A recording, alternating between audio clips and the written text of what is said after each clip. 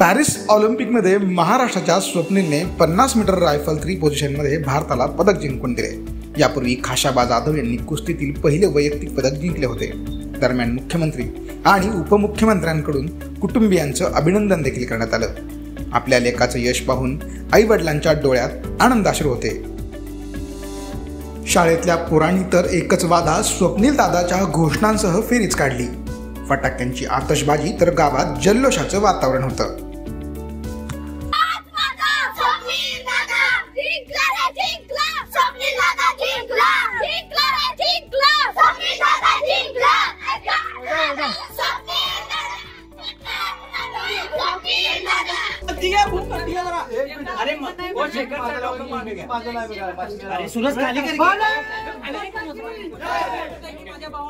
आपल्या देशाला bronze medal मिळालं त्याबद्दल मी सर्व देशवासियांचे आभारी आहे आणि पूर्ण सगळे जगातले ज्यांनी बघितलं मी मनपूर्वक आभारी आहे।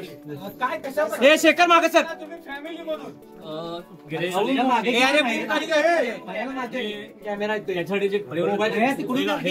आम्ही शब्दांनी बोलू शकत नाही आमचे आहे आणि यामध्ये त्याचं कष्ट जे आहे त्याचं कष्ट फार मोठं आहे हे आम्ही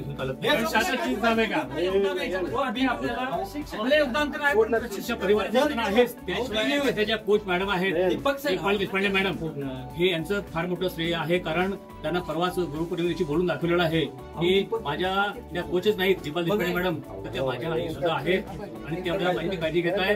त्यामुळं दीपाल देशपांडे यांचं तितकंच आमच्या इतकं त्यांचं समजतोय आणि सगळ्या देशवासियांच्या शुभेच्छा त्यांचं प्रेम आहे। यामुळे हे त्याला एक न्याय मिळालेले आहे। माझी आई माझे आजोब माझे वडील सर्वांनी मेहनत करून आम्हाला मोठं केले। माझ्या दोघा भावांना आम्ही दोघे शिक्षक आहोत कष्टाचं चीज झालं आणि त्यांच्या कष्टाचं चीज झालेलं आहे। आम्ही मॅच बघताना अगदी आमच्या डोळ्यात पाणी होतं। खरोखर आम्ही सुवर्ण पदकाच्या आशेने बघत होतो पण दुर्दैवानं आम्हाला मिळालं नसो पण माझा तिरंगा झेंडा माझ्या मुलग्यानं खाली पडू दिला नाही याचा मला अभिमान वाटतो।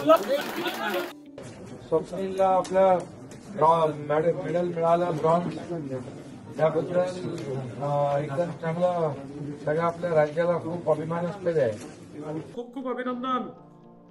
स्वप्नीलने देशाचे नाव मोठं केलं आणि महाराष्ट्राचे नाव खूप मोठं केलं।